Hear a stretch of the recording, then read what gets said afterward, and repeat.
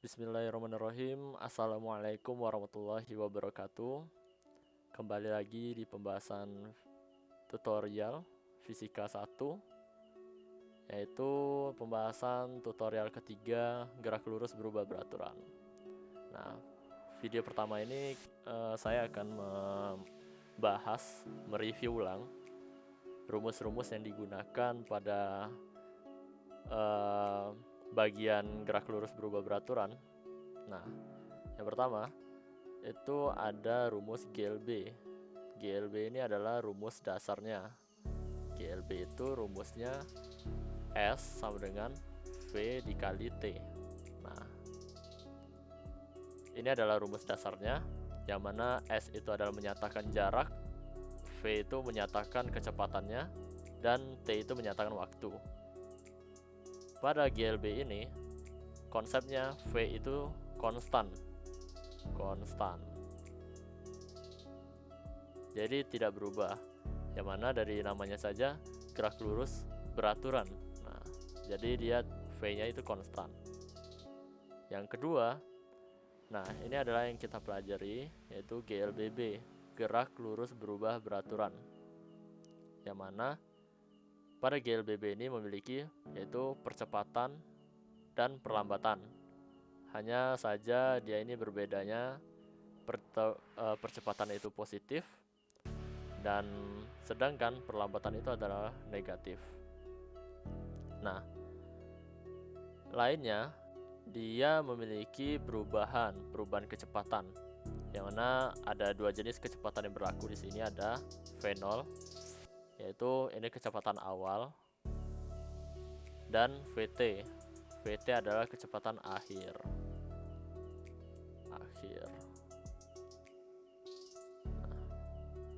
Mana misalnya dari suatu benda diberikan percepatan 2 meter per second kuadrat, lalu muncul dari keadaan diam. Nah, berarti keadaan diam itu disebut kecepatan awal.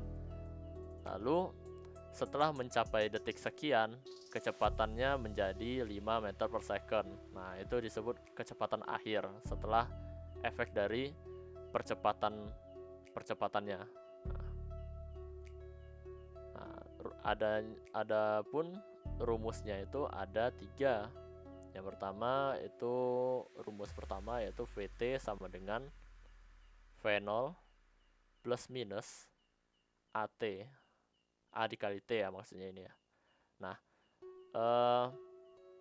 kenapa plus minus? Ini tergantung soalnya lagi. Apabila dia diketahui percepatan, berarti dia positif. Apabila ia diketahui perlambatan, ia dianggap negatif. Nah, kedua, ini ada S. Nah, S ini jarak, V0 dikali waktu T plus minus setengah AT kuadrat. A dikali T kuadrat ya ini ya. Nah, jadi ini untuk mencari jarak. Nah, rumus ketiga, ini ada VT kuadrat sama dengan V0 kuadrat plus minus 2 dikali percepatan dikali jarak. Nah, jadi teman-teman bisa bebas menggunakan rumus mana, tergantung apa yang diketahui di soalnya. Nah, apabila diketahui V0 lalu diketahui juga percepatannya berapa, waktunya berapa juga. Nah, teman-teman bisa mencari VT-nya itu menggunakan rumus pertama. Nah, begitu ya. Nah, setelah itu dari konsep GLBB ini juga ada penerapan lainnya, yang mana yang ketiga ini adalah penerapan di free fall, yaitu gerak jatuh bebas. Nah, free fall ya, free fall.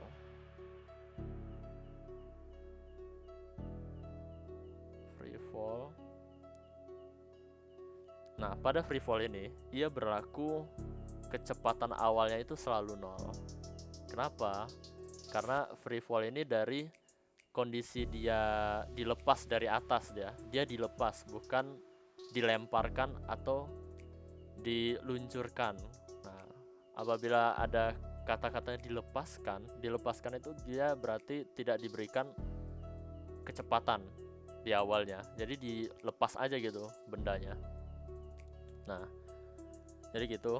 Dan percepatannya yang berlaku di sini adalah gravitasi. Nah, gravitasi bisa menggunakan 10 meter per second kuadrat atau 9,8. 10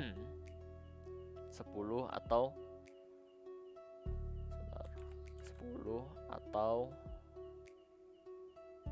9,8 meter per second kuadrat. Nah, adapun rumus yang biasanya dicari itu masih berkaitan dengan GLBB. Jadi tapi dia memiliki rumus H maksimum, H waktu ya, H ya, tinggi lah. Tinggi dari saat dia dilepaskan sampai dia mencapai tanah. Biasanya gini. Nih. Jadi bolanya tuh dilepas di sini. Jadi di sini ada gravitasi dan di sini ada VT-nya.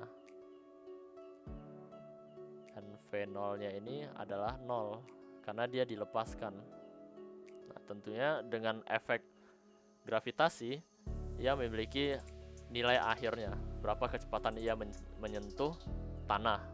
Nah, gini. Nah, adapun rumusnya, rumusnya kita bisa menggunakan rumus kedua dari GLBB, tapi konstanta S-nya diubah jadi H. H sama dengan V0 dikali T. Nah, kalau gravitasi ke bawah berarti positif ya. Positif setengah GT kuadrat. Nah, di sini teman-teman bisa langsung saja karena V0-nya itu 0, 0 dikali T langsung 0. Jadi bisa dicari dengan setengah GT kuadrat. Ini untuk mengetahui tinggi ya, tinggi dari posisi awal, posisi dilepaskan.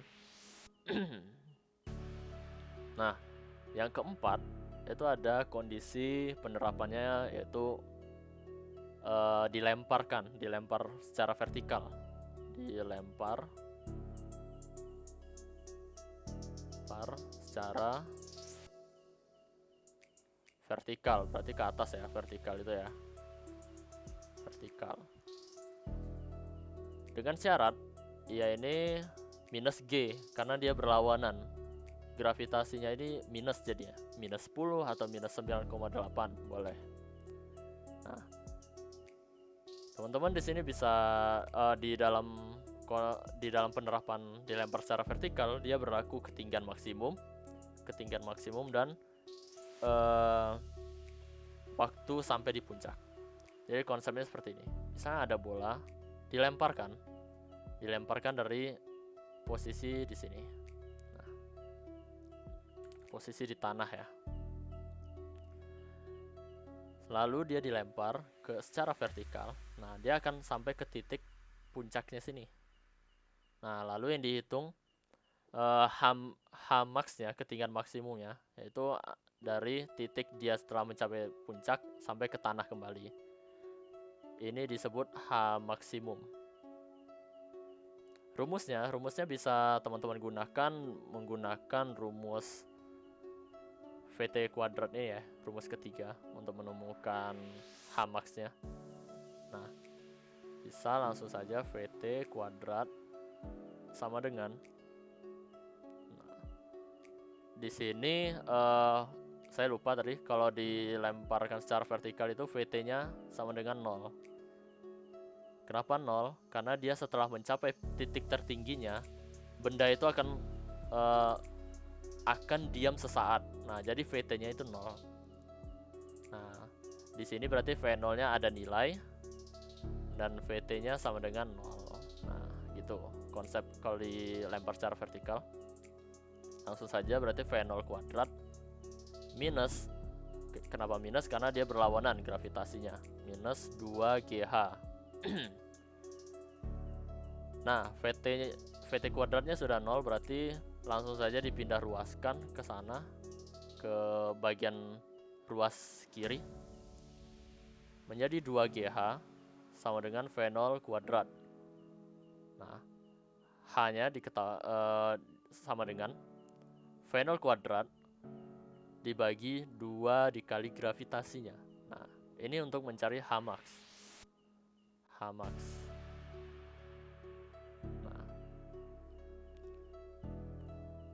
Nah, untuk mencari waktu dia sampai ke puncak, berarti waktu ia mencapai puncak, itu bisa menggunakan rumus pertama GLBB, yaitu VT V0 minus GT, karena dia berlawanan arah ya. VT nya 0, V0 minus GT, GT nya pindah ruas ke kiri, GT sama dengan V0, lalu untuk T nya V0 per gravitasi G. Nah, ini untuk mencari T puncak. Nah, dari sini kenapa saya ingin menjelaskan dari awal, agar teman-teman tidak terpaku menghafal semua rumusnya. Jadi teman-teman cukup menghafal dari GLB saja, GLB yang S sama dengan V kali T. Lalu teman-teman juga menghafal ketiga rumus GLBB. Ini harus dihafal. Kenapa diharuskan dihafal? Karena GLBB ini adalah dasarnya, dan GLB ini adalah dasarnya. Nanti untuk mencari rumus GLBB pada parabola itu menggunakan rumus dari GLBB lagi.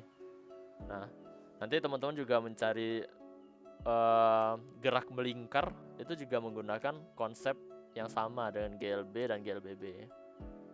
Nah, dari sini teman-teman harus memahami bagaimana menggunakan rumus dasarnya untuk ke rumus yang advance-nya, pada kasus advance maksudnya. Nah, rumus ini adalah bagian dari, kalau di SMA itu adalah bagian dari bab kinematika gerak lurus.